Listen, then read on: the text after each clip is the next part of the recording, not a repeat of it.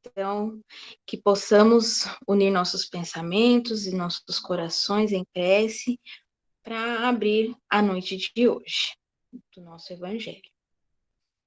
Jesus, queridos amigos espirituais, muito obrigada por nos proporcionar esse encontro tão feliz, em que nos reunimos para aprender a sermos pessoas melhores, para aprendermos a agir de maneira melhor nesse mundo que ainda tem tantas dificuldades. Ser conosco, nos ampara hoje e sempre, nos sustenta na sua paz, na sua luz e no seu amor. Que assim seja, graças a Deus. Hoje a gente está no capítulo 5, né? Que é o Bem-aventurados os aflitos. E a gente vai ler o segundo texto, que chama Causas Atuais das Aflições. Daí eu vou ler e depois a gente conversa sobre ele, né? As vicissitudes da vida são de duas espécies, ou, se quisermos, têm duas origens bem diversas, que importa distinguir. Umas têm sua causa na vida presente, outras fora desta vida. Remontando à fonte dos males terrenos, reconhece-se que muitos são a consequência natural do caráter e da conduta daqueles que o sofrem. Quantos homens caem por sua própria culpa? Quantos são vítimas da sua imprevidência, do seu orgulho, da sua ambição? Quantas pessoas arruinadas pela falta de ordem, de perseverança, por mau comportamento ou por não terem limitado seus desejos? Quantas uniões infelizes, porque resultam dos cálculos do interesse ou da vaidade, nada tendo com isso o coração. Que dissensões de disputas funestas poderiam ser evitadas com mais moderação e menos suscetibilidade? Quantas doenças e aleijões são o efeito da intemperança e dos excessos de toda a ordem? Quantos pais infelizes com os filhos por não terem combatido suas más tendências desde o princípio, por fraqueza ou indiferença, deixaram que se desenvolvesse neles o germe do orgulho, do egoísmo e da tola vaidade, que ressecam o coração. Mais tarde, colhendo o que semearam, admiram-se e afligem-se com a falta de respeito e a sua ingratidão. Que todos os que têm o coração ferido pelas vicissitudes e as decepções da vida, interroguem friamente a própria consciência, que remontem passo a passo a fonte dos males que os aflige, e verão se, na maioria das vezes, não podem dizer: se eu tivesse ou não feito tal coisa, eu não estaria nessa situação. A quem, portanto, devem todas essas aflições, senão a si mesmos? O homem é, assim, num grande número de casos, o autor dos seus próprios infortúnios. Mas, em vez de reconhecê-lo, acha mais simples e menos humilhante para sua vaidade acusar a sorte, a providência, a falta da oportunidade, a sua má estrela, enquanto, na verdade, sua má estrela é a sua própria incúria. Os males dessa espécie constituem seguramente um número considerado das vicissitudes da vida. O homem os evita quando trabalhar para o seu adiantamento moral e intelectual. A lei humana alcança certas faltas e as pune. Um condenado pode então dizer que sofreu a consequência do que praticou. Mas a lei não alcança nem pode alcançar a todas as faltas. Ela castiga especialmente as que causam prejuízo à sociedade, e não as que prejudicam apenas os que as cometem. Mas Deus vê o progresso de todas as criaturas. Eis porque não deixa impune nenhum desvio do caminho reto. Não há uma só falta, por mais leve que seja, uma única infração à sua lei que não tenha consequências forçosas e inevitáveis, mais ou menos desagradáveis. Donde se segue que, nas pequenas como nas grandes coisas, o homem é sempre punido naquilo em que pecou. Os sofrimentos, consequentemente, são então uma advertência de que ele andou mal.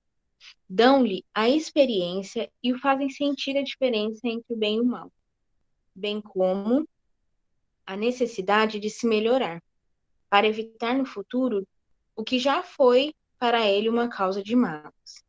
Sem isso, ele não teria nenhum motivo para se emendar, e confiante na impunidade, retardaria o seu adiantamento, e, portanto, a sua felicidade futura. Mas a experiência chega, algumas vezes um pouco tarde, e quando a vida já foi desperdiçada e perturbada, gastas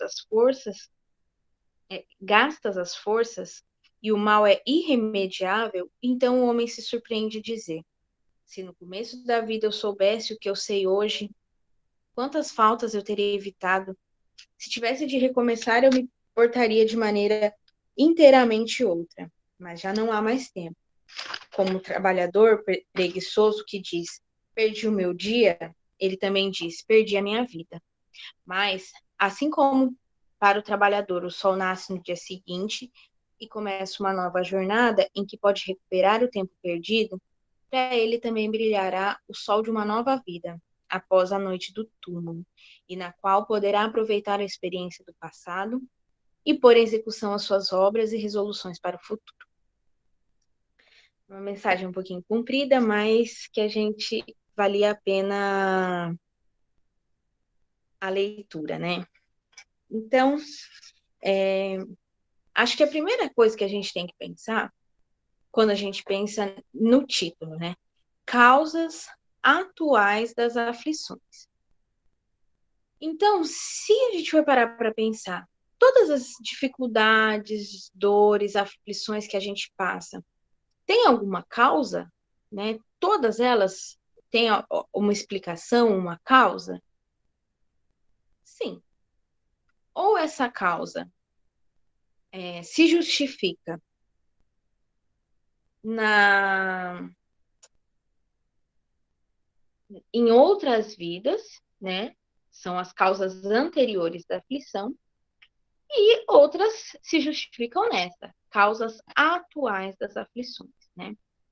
Então, eu até achei engraçado porque no Evangelho, as causas atuais das aflições, esse texto é anterior ao que explica das causas anteriores, né?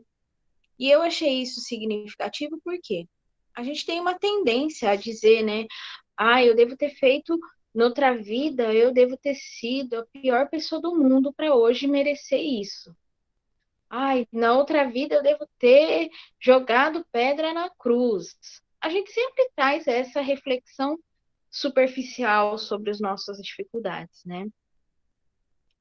Então, esse capítulo essa mensagem vai falar assim: não, as causas são atuais. Maioria das dores e dificuldades que você vive tem a sua raiz, a sua explicação em situações que aconteceram ainda nessa vida e que foram situações causadas por quem? Por nós mesmos, né? Então, eu acho que todos nós aqui já vivenciamos situações de dores e aflições. Acho que assim, se cada um parar para pensar e buscar na reflexão algo, ou uma situação, ou ou algum relacionamento que gera muita, muita, muita aflição, todo mundo aqui vai ter o seu, né? Eu acho que é unânime a vivência dessas situações de aflição. E aí, nas horas das nossas preces, né, nas preces mais fervorosas, ainda mais naquelas mais fervorosas, a gente levanta os olhos do alto, né, para Deus e faz esse questionamento, né? Por que eu estou vivendo isso, Senhor? Por que eu tenho que passar por tamanha dificuldade? E aí, esse capítulo vai dizer que toda dificuldade ela tem uma causa, ela é consequência de alguma situação, né? Então, o primeiro ponto que Kardec vai dizer, e que eu acho que é importante a gente se apegar, é que ele vai falar aqui, ó, primeira coisa, é necessário reconhecermos que essas dores, dificuldades, aflições, vicissitudes, problemas, a gente geralmente fala aquele problemão que a gente tem. que essas situações, elas são consequências naturais do caráter. Então, vou usar aqui, me usar de exemplo. Vamos supor que eu sou uma pessoa muito, muito, muito egoísta, né? O egoísmo, ele vai se manifestar de várias maneiras, né? Vamos supor, eu não gosto de emprestar as minhas coisas. Isso é uma faceta do egoísmo, né? Existem várias outras formas de manifestar o egoísmo. Por exemplo, eu sou uma pessoa que não dedico meu tempo ao outro, porque para mim o meu fazer, o que diz respeito aos meus afazeres é mais importante, ou eu não consigo me desprender dos bens materiais.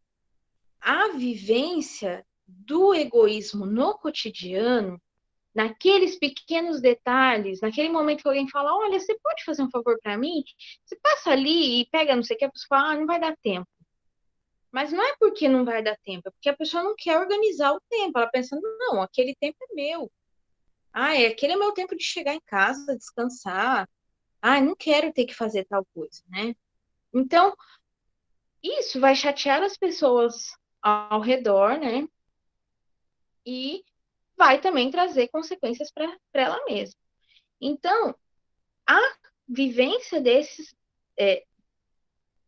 traços que caracterizam o nosso caráter vão ter suas consequências. E essas consequências, se meu caráter for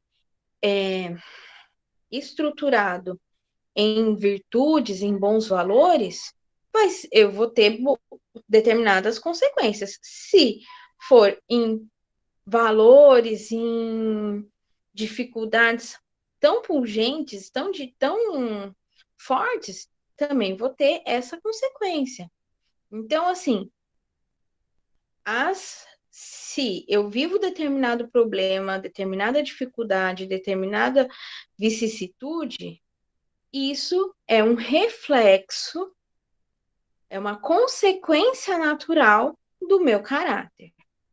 A gente pode pensar, não, ainda não faz sentido, né?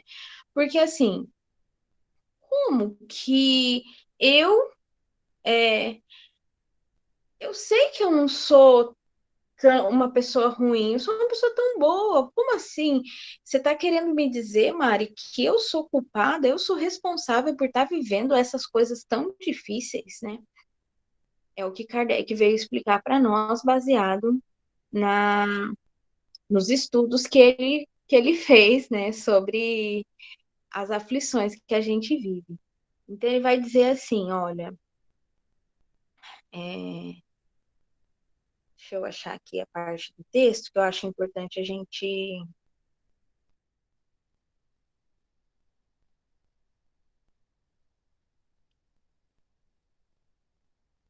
gente fazer essa leitura que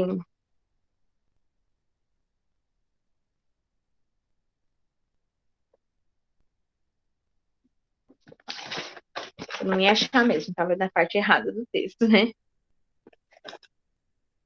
Então, vai falar, ó, vamos supor que a gente está falando de um relacionamento amoroso. Esse relacionamento, lá quando se iniciou, ele foi um relacionamento que se iniciou baseado em interesses, ou interesses materiais, ou outros tipos de interesse. Ele vai dizer, olha, quantas uniões são infelizes porque resultam dos cálculos do interesse ou da vaidade? Então, eu busquei um relacionamento se baseando nesse interesse pessoal e na vaidade. Essa relação vai me trazer dores e dificuldades? Sim, porque a causa primária daquela união não foi o amor, foram outras coisas que levaram, né? Aí, ó, quantas dissensões, né, brigas, disputas funestas poderiam ser evitadas com mais moderação e menos suscetibilidade. Então, quantas vezes a gente está numa discussão, a gente mais estimula a discussão do que abafa, né, do que tenta controlar, Nesse sentido, aí a gente sofre porque fica um clima horrível, mas aí a gente, em momento algum, reflete: nossa, mas eu também participei daquilo, eu também causei aquilo, né? É, quantas doenças e aleijões são efeitos da intemperança e dos excessos de toda ordem, né? Fiquei pensando, hoje em dia, né? Eu sempre tento fazer uma reflexão sobre os dias atuais, né? Quantas doenças e situações de fragilidade na saúde são efeitos da nossa indisciplina, do nosso descompromisso com o que é o correto, né? Então, nesses tempos de pandemia, eu vou sair mesmo, não tô nem aí, dane-se que tá todo mundo, eu vou viver da maneira que eu quero viver. Ok, isso vai te trazer consequências, vai trazer consequências para outros também, né? Aí a pessoa sofre, fica mal e pensa: nossa, mas por quê? Onde foi que eu errei, né? O que que eu fiz para merecer isso? Então, às vezes, a causa está ali na nossa cara, a gente que não quer enxergar, né? E não é nem uma questão de nós queremos enxergar, né?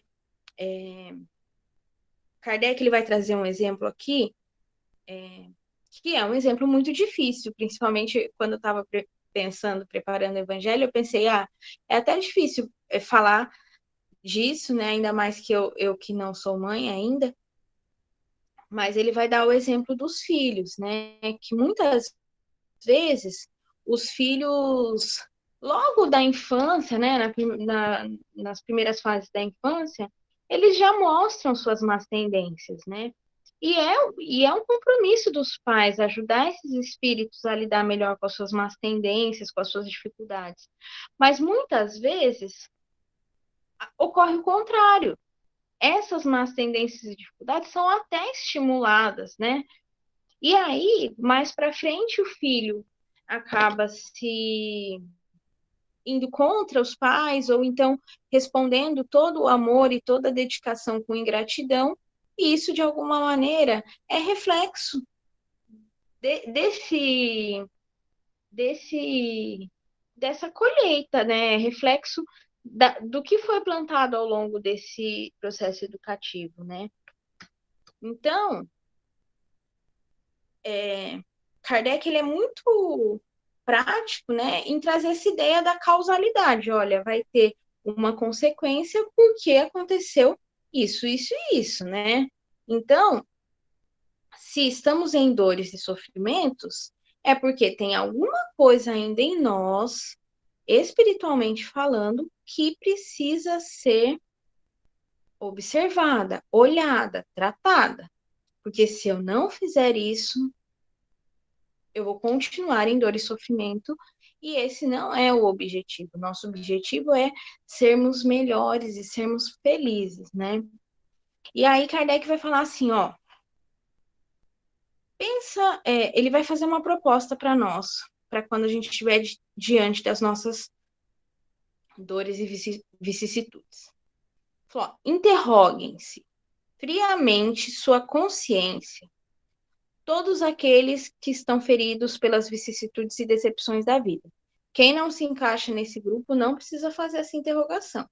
Agora, se você em algum momento já esteve vivenciando ou está essas situações de decepção e dificuldade na vida, pode fazer essa dica aí que Kardec nos propõe. Remontem passo a passo a origem dos males que os torturam. Passo a passo, e voltando, ver cada pedacinho. E ele vai dizer: verifiquem se as mais das vezes não poderiam ter dito. Se naquele momento eu não tivesse feito isso, talvez o problema não piorasse. Ou se naquele momento eu não fizesse isso, hoje eu não estaria nessa condição. Então, Kardec já lança essa proposta para nós, né? E para fazer com que a gente consiga entender que, na maioria das vezes, nós somos causadores das nossas dores, né? Nós somos os responsáveis pelas nossas dores. E é difícil pensar nessa perspectiva, porque a gente fala assim, não, mas eu não escolho sofrer. Se eu tiver que fazer uma escolha, eu escolho ser feliz, ser livre dessas dificuldades. Eu quero uma vida calma, tranquila, só alegria, só paz. Se é da minha escolha, eu escolho isso. Só que as escolhas, toda escolha vai ter uma consequência. Então eu não posso querer paz, querer ter uma vida tranquila, querer ter uma vida sem dores, enquanto o que eu prego, o que eu semeio, o que eu cultivo em mim e nas minhas relações ainda não é isso, né? Então, ó, a gente só vai conseguir fazer esse movimento de identificar as causas das nossas aflições a partir do instante que a gente olhar para nós mesmos, para que a gente entenda o que em mim causa essa série de dificuldades. E aí eu fiquei pensando num exemplo, né? Às vezes a gente olha no espelho. Todo mundo que olha no espelho vai ter alguma crítica sobre a sua imagem, né? Ai, olha aqui o cabelo, meu cabelo tá branco, meu corpo, tô acima do peso, ai, olha o meu nariz, ó, não sei quem. Todo mundo que faz esse olhar para o espelho já vai com esse, assim, consegue identificar, né? As coisas que de alguma maneira não agradam. E a proposta que Kardec faz é a gente fazer isso também. Só que não do nosso, para olhar o nosso corpo material, para que a gente consiga ver como está meu espírito. Será que a gente está preparado para fazer esse mergulho e ver realmente a natureza de quem nós somos?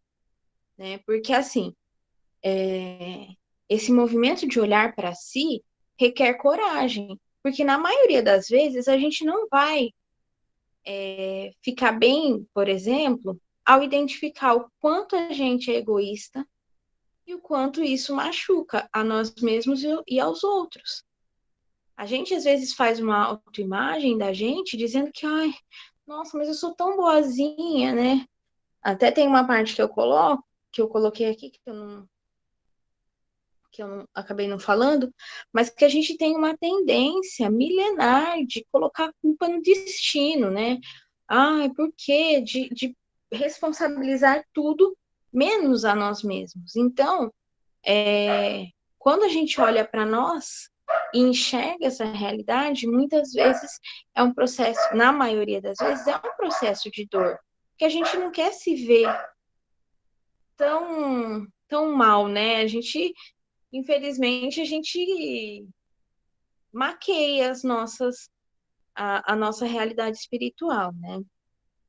E aí, pensando de uma maneira prática, né? Como que a gente pode fazer isso? Porque tudo isso na, na teoria é ótimo. Ai, Mari, eu sou a causadora das minhas aflições, eu, eu sofro assim por minha causa, pelas minhas escolhas, pelo meu traço de caráter e fazer o quê? Não, a proposta não é essa. A proposta é que a gente consiga fazer essa autoanálise, né? E entender quais são as causas reais das minhas dores. Para isso, o querido professor Eurípides, né, ele nos traz uma das propostas do método, né, da evangelização do espírito, de espíritos, é a reflexão.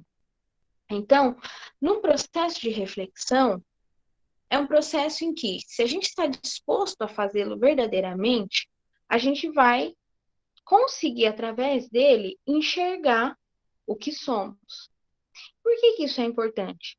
Porque quando a gente passa por uma encarnação inteira sem conseguir ver verdadeiramente quem somos, quais nossas dores, dificuldades, quais nossas potencialidades, se eu não consigo enxergar isso para lutar verdadeiramente para me tornar, para transformar essas dificuldades, eu posso perder uma encarnação inteira. Pior, por exemplo, eu sou uma falsa benevolente, né? Sou extremamente egoísta, mas faço algumas ações assim que para mim são suficientes, né? Para mim, eu já sou muito boa, eu já faço isso e aquilo. Tá, a gente sabe que isso lá no fundo é uma maquiagem, né? E aí a gente se apega nisso. Não, eu não preciso transformar o egoísmo porque eu sou uma pessoa muito boa.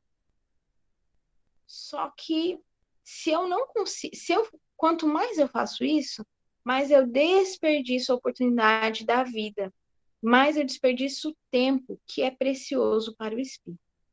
Então a reflexão, ela vai vir nos ajudar a enxergar o que eu preciso enxergar em mim e que muitas vezes eu ainda não quero. Então, na reflexão, é muito importante que a gente consiga refletir sobre as situações. Uma coisa que ajuda muito é você conseguir escrever sobre aquela situação que te aflige, porque no momento que eu me predisponho a fazer essa reflexão, meu amigo protetor, que conhece as minhas necessidades, conhece as dificuldades, sabe de todas as situações que eu me meti, sabe o porquê que eu estou vivendo aquilo, ele se aproxima ainda mais para conseguir ajudar que a gente consiga fazer essa reflexão, né? É, e, e aí, essa prática de conseguir identificar e conseguir ir através da reflexão, fazendo esse processo de autoconhecimento, é muito importante. No Livro dos Espíritos, tem uma pergunta que Kardec faz para os espíritos de como eu posso me tornar então melhor, né? E aí os espíritos já respondem, um filósofo da antiguidade já dizia, conhece-te a ti mesmo. E aí Kardec vai perguntar, tá, mas e como, né? Como fazer isso? E aí Santo Agostinho, ele responde de uma maneira muito prática e didática como a gente pode fazer isso. E ele conta para nós que isso era uma prática diária na vida dele, né? Ele falava, fazei o que eu fazia quando vivi na Terra. No fim do dia, eu interrogava minha consciência, passava revista ao que fizera e perguntara a mim mesma se não faltei em algum dever. Então, primeira reflexão: será que tudo que eu devia ter feito eu fiz? Será que faltei com algum dever? Se hoje ninguém teve motivo nenhum para se queixar de mim, aí reflete. Será que alguém pode falar alguma coisa de mim ou de alguma coisa que eu fiz hoje, né?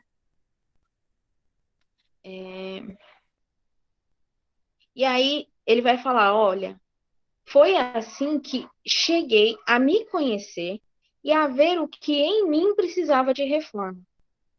Aquele que todas as noites evocasse todas as ações que praticara durante o dia e perguntasse a si mesmo o bem e o mal que houvera feito, rogando a Deus e ao seu anjo da guarda que o esclarecesse, grande força adquiriria para se aperfeiçoar, porque crede, Deus o assistirá. Então, esse processo de reflexão, de autoconhecimento, de fazer virar a lente para a nossa intimidade, é um processo muito importante para o espírito. Porque senão a gente vai dizer assim,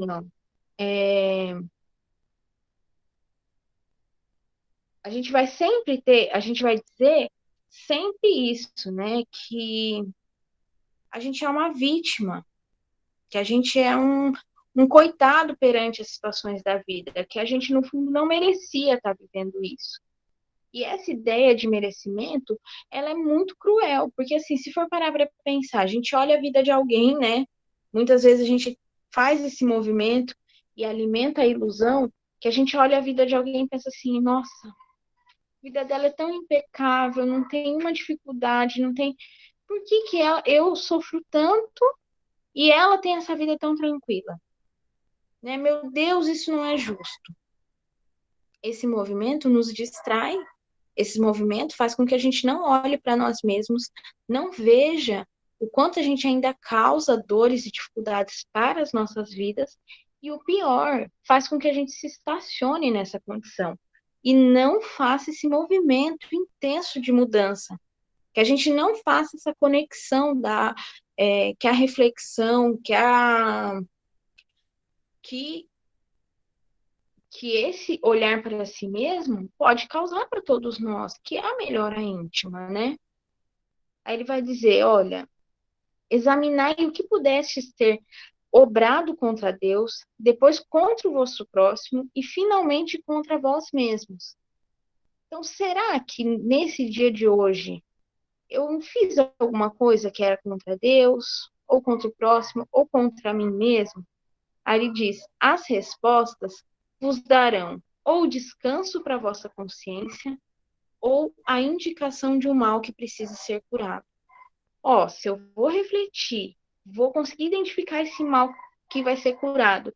A partir disso, eu vou pôr todos os meus esforços para melhorar essa tendência, essa dificuldade que eu tenho.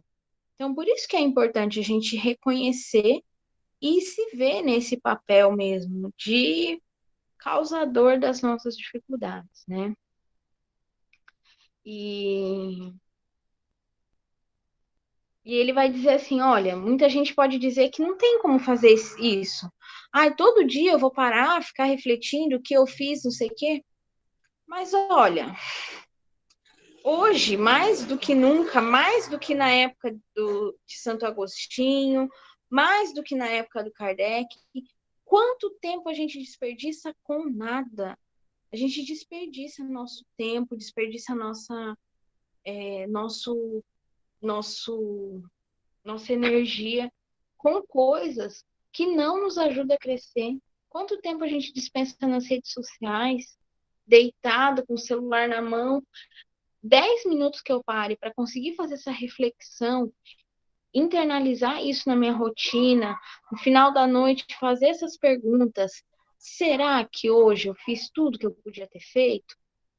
Maior vai ser o meu autoconhecimento e melhor eu vou conseguir identificar as causas e as dores das minhas aflições, né? E das situações que eu tenho cavado para mim, né? E aí Kardec vai dizer que hoje a lei humana, né, ela vai legislar sobre muita coisa que é horrível.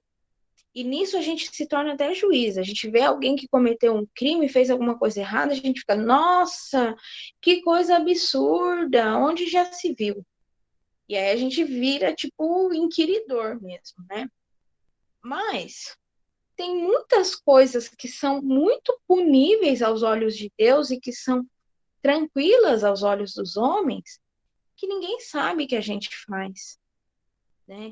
E que são as verdadeiras causas das nossas dores e aflições. E que eu só vou identificar se eu fizer esse processo de autoconhecimento, esse processo de enxergar a mim mesmo, né? E essas situações, elas vão gerar um sofrimento por algum motivo, né? E é importante a gente viver esse sofrimento, é importante a gente viver essa dor, né? Porque, por exemplo, quando a gente está doente, os sintomas da doença vão fazer com que a gente, opa, tem alguma coisa errada aí dentro. Então, tô com febre. A primeira coisa, de onde surgiu essa febre? Por que está surgindo essa febre? A dor, o sofrimento e essas situações, elas agem para o espírito da mesma forma. São os sintomas, as consequências que vão fazer a gente, opa, tem alguma coisa errada lá dentro da minha intimidade espiritual. Preciso fazer o diagnóstico, olhar para mim mesmo, fazer o diagnóstico, que isso nenhum médico vai poder fazer por mim, né? Eu posso ter amigos que me ajudem, né? Existe outro recurso na evangelização, que é a assistência fraterna, que é muito boa também, que são recursos que a gente pode usar. Mas esse diagnóstico, quem vai ser capaz de fazer somos nós mesmos, porque só eu conheço a minha intimidade. Eu sou a única pessoa capaz de fazer isso, né? Então, do mesmo jeito que os sintomas estão para o corpo, nos mostrando a necessidade de cuidar dessa doença, as dores, dificuldades, vicissitudes estão para o espírito, como sintomas que nos indicam a necessidade de cuidar, né? E quem aqui não quer ser saudável do corpo e do espírito, né? Então, uma frase que eu achei muito significativa é: Deus quer que todas as suas criaturas progridam e, portanto, não deixe impune qualquer desvio do caminho reto. Então, todos os desvios do caminho reto que a gente fizer, vai ter uma consequência, vai ter uma dificuldade, vai ter uma dor. Não porque Deus quer nos castigar, você fez errado, vai levar um castigo. Essa ideia de Deus não é uma ideia verdadeira, é uma ideia falsa. Ele, por muito amor, fala: não, eu preciso em todas as oportunidades mostrar para esse espírito que não é esse o caminho, que ele precisa mudar isso. É misericórdia de Deus para todos nós, a oportunidade de viver essas dores, né? E não castigos pelos nossos pecados, né? São oportunidades de, a partir da dor, refletir e tomar um outro rumo, tomar um outro caminho a partir daquela reflexão, né? Que também não adianta. Refleti, vi que eu sou assim, é isso que causa minha dor, mas fazer o quê? Né? Não dá para desperdiçar o tempo, porque o tempo para o espírito é uma dádiva, principalmente o tempo em que estamos encarnados. Então, o texto, ele vai dizer isso, ele vai dar um exemplo ele vai encerrar dizendo isso, né? Que às vezes a pessoa chega lá no fim da vida, já passou, né, todas as oportunidades, e aí se vê numa hora derradeira e pensa: nossa, fiz errado. Agora eu não tenho mais tempo para voltar e fazer de novo. E agora, né? E aí, quando recai essa reflexão, de fato, não tem mais tempo. Aquela pessoa com quem ele tinha dificuldade já não está mais perto, aquela situação que ele sempre criou já não existe mais. Não tem condições concretas e reais para refazer tudo aquela dor e dificuldade que ele causou. E aí o sofrimento aumenta, o sentimento de oportunidade perdida, de culpa, também é grande. Só que, assim, para esses, outra oportunidade, outra encarnação será concedida. Para nós que estamos aqui hoje, né, não podemos deixar para viver esse momento lá no final da nossa vida, porque nós sabemos que o tempo para o espírito é valioso e que esse tempo agora é o momento da gente fazer esse movimento de reflexão, de conhecermos nós mesmos, de conhecer as causas das nossas dores, dificuldades e conseguir mudar tudo isso. Era isso, desculpa, passei um pouquinho do horário, mas era isso que eu queria trazer de reflexão para vocês e queria falar para vocês, para vocês participarem, para a gente conversar um pouco mais sobre isso. Tio Arnaldo falou: primeiro devemos lembrar que na maioria das vezes somos os causadores dos nossos sofrimentos. Na grande maioria. E por isso Kardec colocou esse texto antes das causas anteriores. Eu fiquei refletindo, né? Deve ter sido isso. Porque a gente tem essa tendência de achar que não, isso foi alguma coisa de outra vida, ou o tio Arnaldo faz isso para mim, me entristece demais, tal. Não, nunca é o outro, nunca é uma situação. A gente sempre tem que olhar para nós mesmos e nos reconhecer nesse papel de causadores dos nossos sofrimentos. E eles existem para nos advertir que erramos e para percebermos a diferença entre o bem e o mal. Usemos essa experiência para nos melhorar, tendo como suporte os ensinamentos de Jesus e a doutrina dos Espíritos. Que é isso, né? Muitos de nós fazem determinadas coisas com a consciência, né? De saber a diferença do bem e do mal, que isso não é algo coerente com o que a gente já tem aprendido, mas a gente continua ainda nessas vivências e nessas dificuldades. Então, A gente não pode se contentar com essa condição, com esse status. A gente tem que usar esses ensinamentos, esse suporte doutrinário que a gente tem maravilhosamente recebido nessa encarnação, porque o esclarecimento é um presente, né, na encarnação, um presente que a gente tem que usar com muita responsabilidade, para conseguir, né, como o tio falou, usar essas experiências para nos tornarmos pessoas e espíritos melhores. A Júlia, né? As oportunidades são preciosas, precisamos ter sabedoria para não deixá-las passar. Com certeza, e eu acho que a gente, além de sabedoria, a gente tem que depurar o olhar para cada vez mais conseguir enxergar essas oportunidades que nos são dadas cotidianamente, né?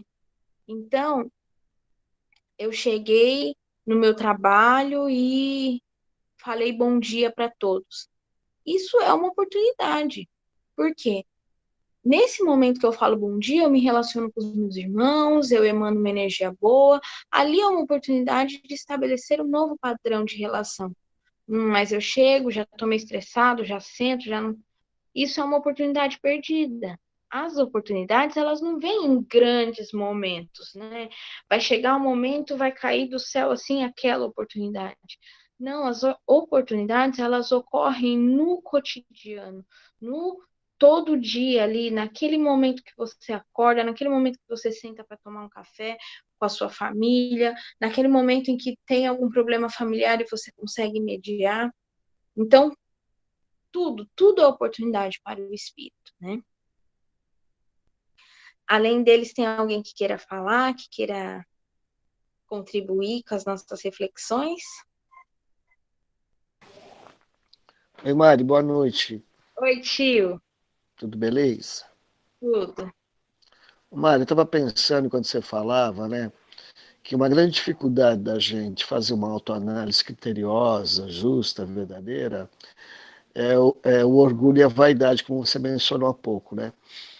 Então, eu me lembrei de um trabalho que a gente fez no Ervomeca, uns anos atrás, muito interessante, que foi um estudo, capítulo a capítulo, de um livro da autora espiritual Hermance de Faux, pelo médium Vanderlei, lá de BH, que, é, que falava um pouquinho sobre orgulho.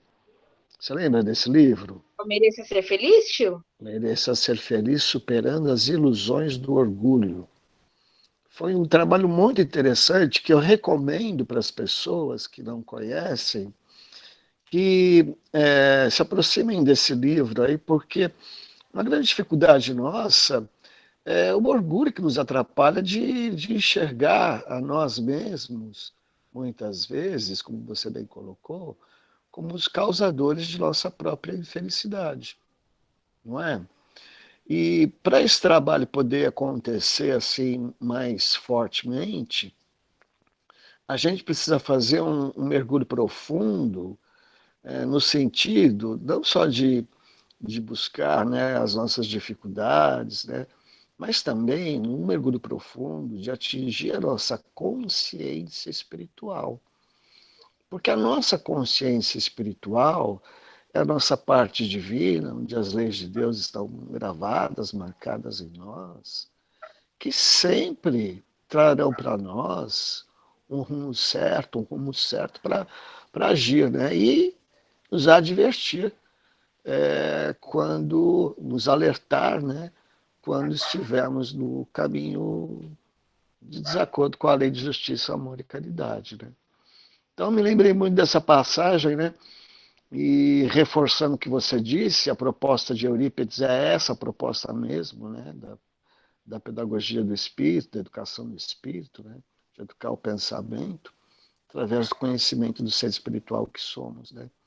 E essa parte que você colocou para a gente no livro dos Espíritos, que fala do conhecimento de si mesmo, né? Acho que é o livro terceiro, Perfeição Moral, finalzinho do livro terceiro, ele traz uma dica muito, muito importante, né? Da gente ter essa prática, como você bem colocou e ressaltou, né? De se questionar, né? A gente não foi treinado muito para isso, né? Por isso que realmente Eurípides traz a reflexão novamente para a gente, baseando-se na doutrina dos Espíritos, esse ensinamento fantástico de Santo Agostinho. Então é um processo doloroso, né, do autoconhecimento, porque a gente pinta de cor-de-rosa aquilo que não é em nós, muitas vezes, né? E aí, quando a gente vai se deparar com a nossa verdade, né, à frente desse espelho que você colocou para nós, Mari, mas do espelho moral da nossa verdade, né, a gente realmente acha umas anfractuosidades, né, umas deformidades na nossa forma moral, né, na nossa forma espiritual. E ninguém quer. A gente tem grande dificuldade de reconhecer as nossas próprias dificuldades, né? Então, precisa mesmo, viu, Mari, de muita coragem e de uma certa disciplina nesse processo de aprofundar-se, né, para o conhecimento de si mesmo. Né? Mas se a gente conseguir passar dessa fase, né, de desgosto de ver as nossas dificuldades, porque foram escamoteadas, foram usadas máscaras, inclusive inconscientemente, né, para a gente prosseguir vivendo, a gente realmente inicia um processo de evolução moral de fato. Porque antes disso, não. É escamotear, né? É empurrar com a barriga, né? Não é fazer realmente o processo evolucionário que nos é pedido, né? E que nos faz ir adiante. Então, eu fiquei pensando bastante nessas coisas e queria compartilhar. Como é muita coisa, né? Mas não dá para escrever tudo. Eu estou falando aqui, desculpa se me alonguei, tá? Um beijo no coração. Obrigada, tio. Eu gosto muito quando vocês falam, porque a gente aprende junto, né? E eu fiquei pensando que você falou quando a gente olha esse espelho e a gente vê essas deformidades, né? A gente fica assim, não dá para fazer uma. É mais fácil fazer uma.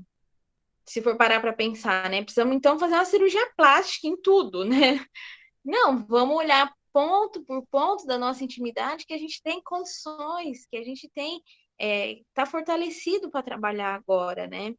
E saber que esse processo é um processo de o do autoconhecimento verdadeiro, né? Não é um processo agradável, é um processo de dor, porque a gente vai ser ferido na nossa vaidade, no nosso orgulho e vai ter que se reconhecer nessas dificuldades. Só que a partir desse primeiro passo, que é o passo doloroso, vem uma força que até o que Santo Agostinho vai dizer para nós, ó,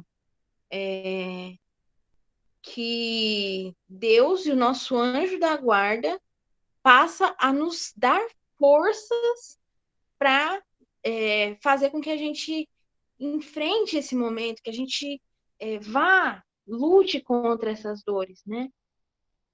Tem melhor assistência do que dos espíritos protetores e de Deus para nos ajudar nesse processo? Não, né? Então, que a gente se mante disso.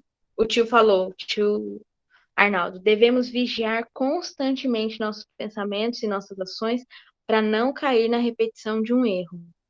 Tio, eu fiquei pensando desse do vigiar, importante o senhor ter falado, porque a gente tem mania do vigiar. E aí a gente faz o vigiar com outro. Então, vou dar o exemplo do tio. Todas as vezes que o tio faz alguma coisa, o tio Arnaldo faz alguma coisa, e que eu fico incomodadíssimo, eu falo, nossa, como ele é egoísta, ele só pensa nele, ele não sei o quê, ele não sei o quê. A gente acaba pegando essa vigilância e colocando em torno das pessoas com que a gente se relaciona. Mas cabe a nós ter uma atenção especial, principalmente aquilo que mais nos incomoda, aquilo que salta aos nossos olhos com mais facilidade. Então, eu sempre observo que o quanto o outro é egoísta, o quanto o outro só pensa nele, quanto o outro. Será que eu consigo fazer essa identificação tão fácil? Por isso ser algo tão forte em mim? Por que eu consigo identificar tão fácil, tão prontamente essas facetas do egoísmo que se manifestam nas personalidades das pessoas que estão à minha volta? Talvez porque isso tenha ressonância em mim. E aí, quando eu começo a refletir nisso, eu viro a câmera para mim de vigilância. E aí eu começo a observar, olha, a faceta com que isso se expressa em mim é desse jeito, né? Então, é importante a gente ter esse olhar vigilante, mas não um olhar vigilante para com os outros, e sim para com nós mesmos. E quando a gente vigiar esses pensamentos, quando a gente perceber que a gente está muito vigilante do outro, que a gente consiga fazer essa reflexão. Ó, se o que esse outro está fazendo me ressalta tanto aos olhos, será que isso não tem uma ressonância em mim, né? Que eu consigo me reconhecer nessas vivências também? Né? Para finalizar, a Solange fala isso que eu pensei como o Arnaldo, vigiar os pensamentos para não viver caindo nos erros. Muito obrigada, amigos, por estarmos juntos, né? Convido a todos para o encerramento, que a gente possa unir nossos pensamentos aí e juntos agradecer por esse momento. Deus, queridos amigos espirituais, responsáveis pelo trabalho do passe, que todas as casas e todos os amigos que estão nesse trabalho agora possam receber as energias benéficas do passe, a sustentar e amparar cada um de vocês, que as energias difíceis possam ser drenadas e as energias de fortalecimento, ânimo, boa vontade possam invadir nosso campo espiritual. Que as nossas águas possam ser fluidificadas e que as paredes dos nossos lares possam ser montadas com essa energia maravilhosa movimentada nesse trabalho. Possamos juntos unir os nossos pensamentos em vibrações pelo planeta Terra, por todos os espíritos ligados a ele, pelos espíritos que hoje trabalham incessantemente para o seu aperfeiçoamento. Vibremos por todos os trabalhadores do bem, encarnados e desencarnados. Vibremos por todos os espíritos em dores e dificuldades, das mais variadas naturezas. Vibremos pelos suicidas, pelos doentes do corpo e da alma, pelas pessoas que se encontram em hospitais, em asilos, abrigos, em presídios, pelas pessoas que estão vivendo em situação de rua. Vibremos por todos as casas de oração, por todos os trabalhadores destas casas. Vibremos por nossos familiares, pelos nossos amigos, pelas pessoas por quem ainda temos algum desafeto, alguma dificuldade. Vibremos por nós mesmos e vibremos em especial, Senhor, com toda a energia salutar aos espíritos que estão vivenciando tanto a doença do Covid, como o desencarne resultante dela. Que esses espíritos possam cada vez mais ter a compreensão do que é a vivência nesse novo tempo, dessas dores e dessas perdas. Por fim, vamos orar, agradecendo esse momento de comunhão do qual tivemos nessa noite. Deus, Jesus, queridos amigos espirituais, querido Santo Agostinho, agradecemos imensamente as palavras dessa noite e principalmente agradecemos a ajuda prática e didática para nos tornarmos pessoas melhores através do nosso autoconhecimento. Ser conosco, nos ampara para que cada vez possamos ser mais verdadeiros no nosso processo de melhora íntima. Que o lastro do orgulho e da vaidade cada vez tenha menos força em nós, para que possamos crescer em humildade, em amor e caridade. Ser conosco, ser com todos os amigos que não puderam estar, nos ampara e nos protege sempre. Que assim seja, graças a Deus.